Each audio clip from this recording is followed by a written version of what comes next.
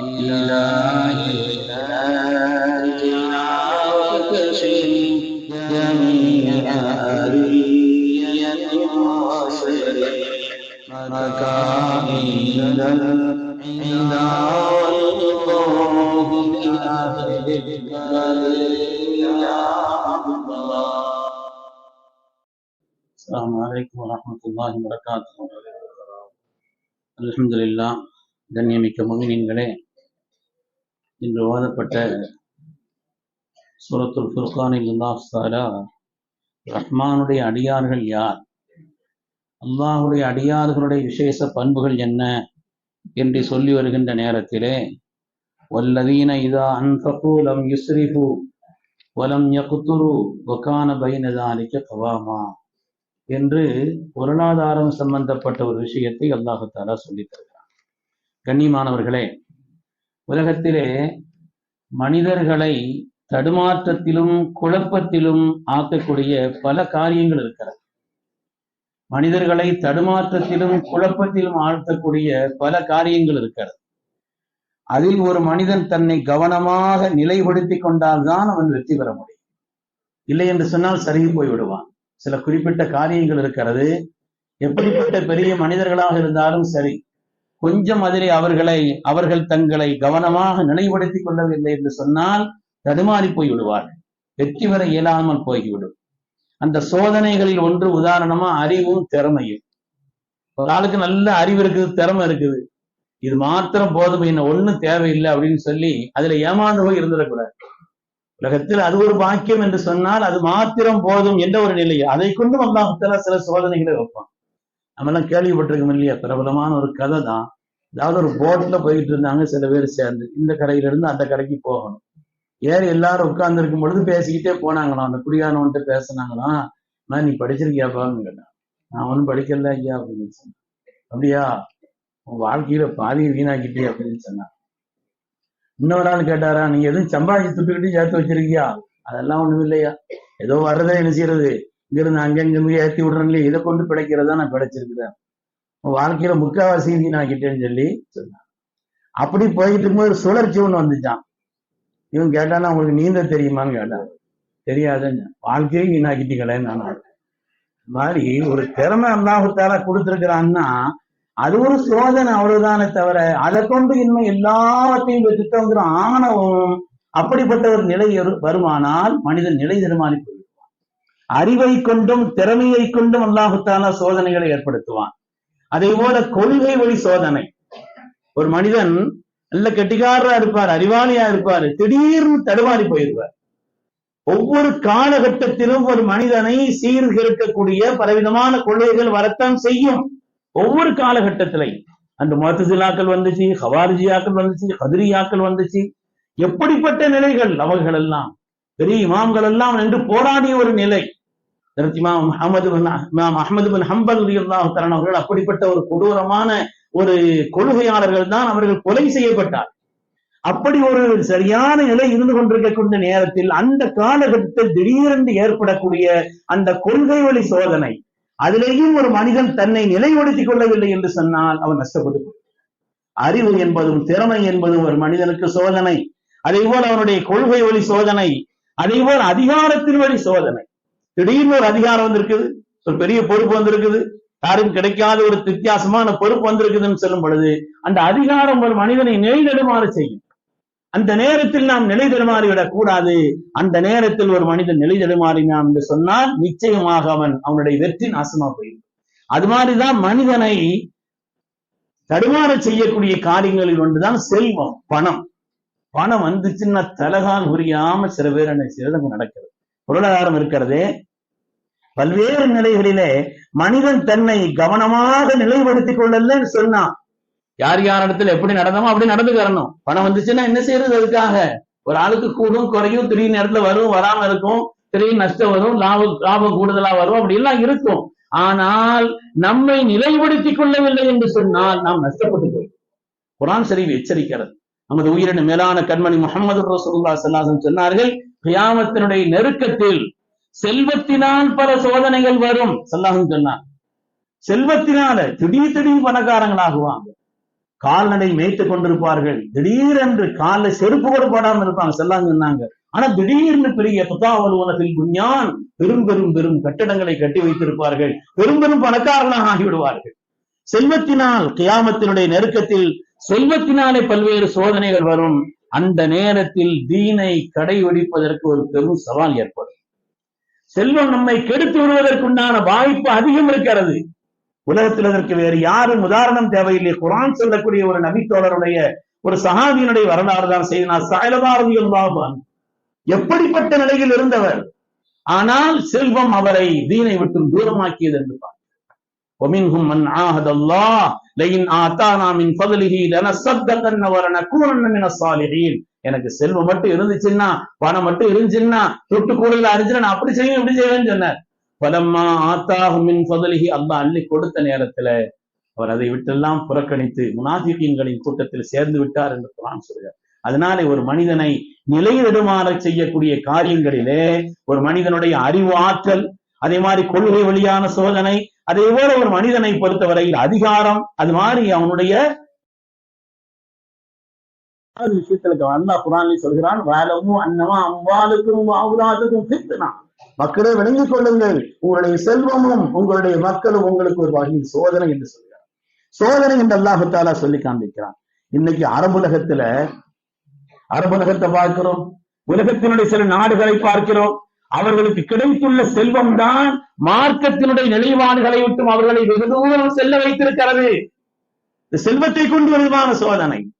அவர்களுக்கு கிடைத்திருக்கக்கூடிய அந்த செல்வம் பெரிய அளவிற்குண்டான செல்வம், பெரும் பெரும் முயற்சிகளை செய்யக்கூடிய வல்லரசு நாடுகளுக்கு கிடைக்காத செல்வம், அவர்களுக்கு இருக்கக்கூடிய சில வளங்களின் காரணத்தினால் அதனால் கிடைத்த அந்த செல்வத்தினுடைய நிலைப்பாடு மார்க்கத்தை விட்டும் அவர்களை வெகு தூரம் செல்வதற்குண்டான சூழலை உருவாக்கி இருப்பதை பார்க்க.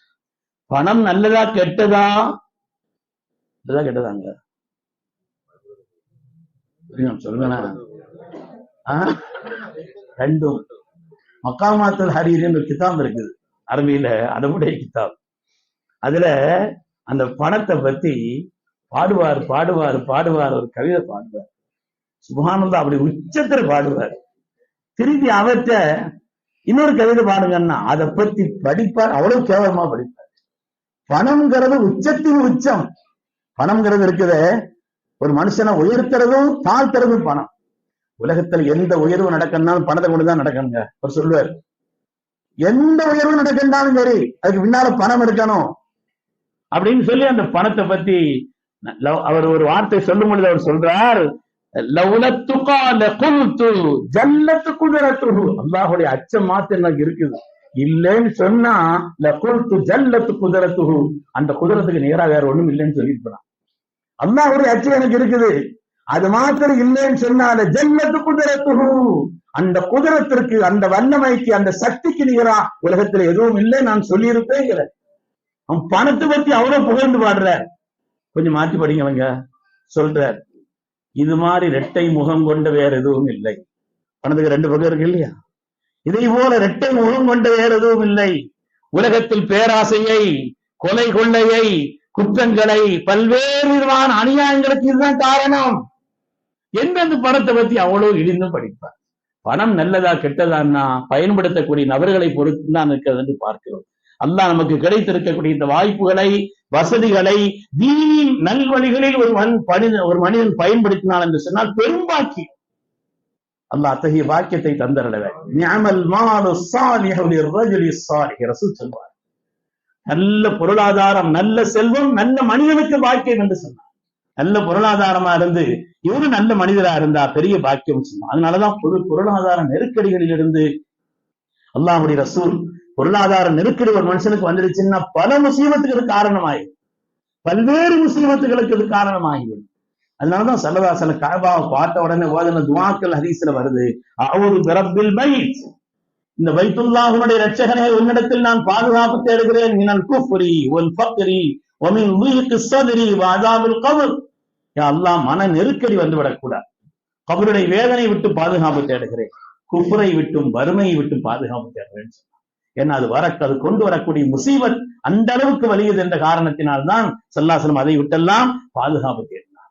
இன்றைய உலகத்தை பொறுத்த வரையிலே ஆடம்பர வாழ்க்கைக்கு ரொம்ப மரியாதை இருக்குது, பரிசுத்தமான வாழ்க்கைக்கு மரியாதை கொஞ்சம் கம்மியா இருக்கு.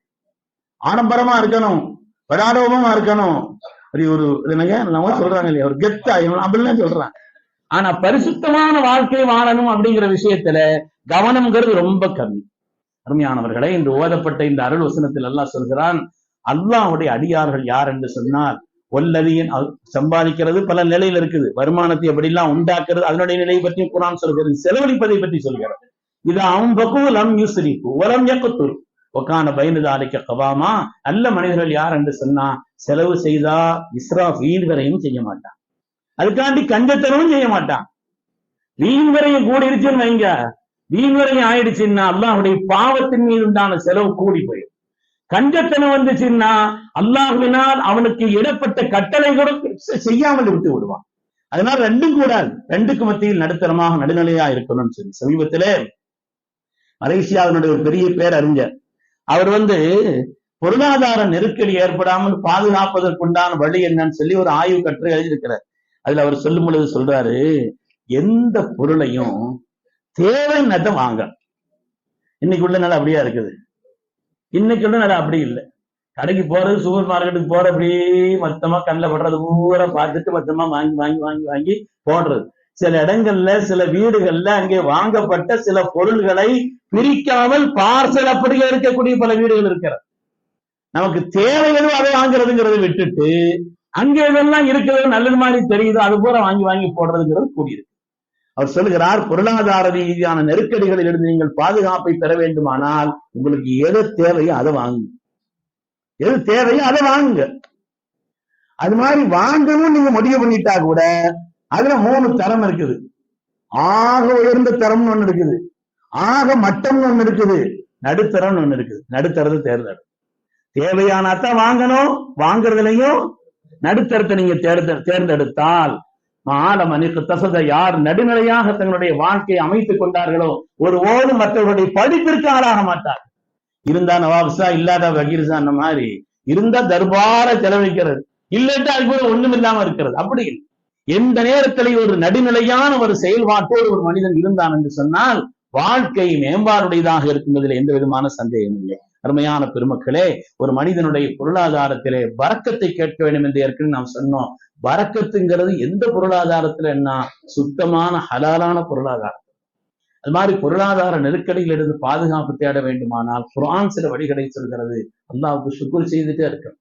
நமக்கு தந்த கிடைத்த பாக்கியத்துக்கும் அதில் சுக்ர் செய்யணும்.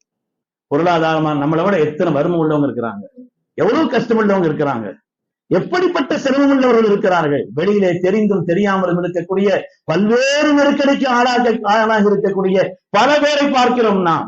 அப்படி இருக்கு அல்லாஹ் அவங்களோட நம்மளை கண்ணியமா ஓரளவு வச்சிருக்கிறானுங்கிறதுக்காண்டி சுக்குர் செய்யக்கூடிய தன்மை வந்தால் அல்லாஹ் பொருளாதார நெருக்கடிகளிலிருந்து, வாழ்வின் பிற நெருக்கடிகளிலிருந்து பாதுகாப்பான். சுக்குருடைய தன்மை இருந்தால் லைன் சக்கர்த்தும் அஸீதன்னக்கும், நீங்க சுக்குர் செய்தீங்கன்னா அல்லாஹ் நியாமத்துகளை கூட்டி தருவதாக வாக்களிக்கிறான்.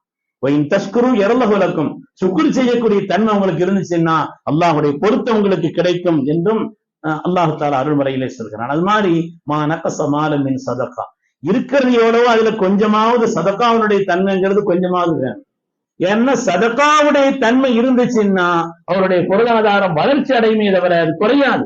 யம்ஹகுல்லாஹு ரிபா வ யுர்பி ஸதகாத், சதகாவுடைய தன்மை யாருக்கு இருக்குதோ அல்லாஹு தஆலா அந்த பொருளாதாரத்தை வளர்த்து கொடுப்பான், அதை மேம்பாடை செய்வான் என்று குர்ஆன் சொல்லி காண்பிக்கிறார்.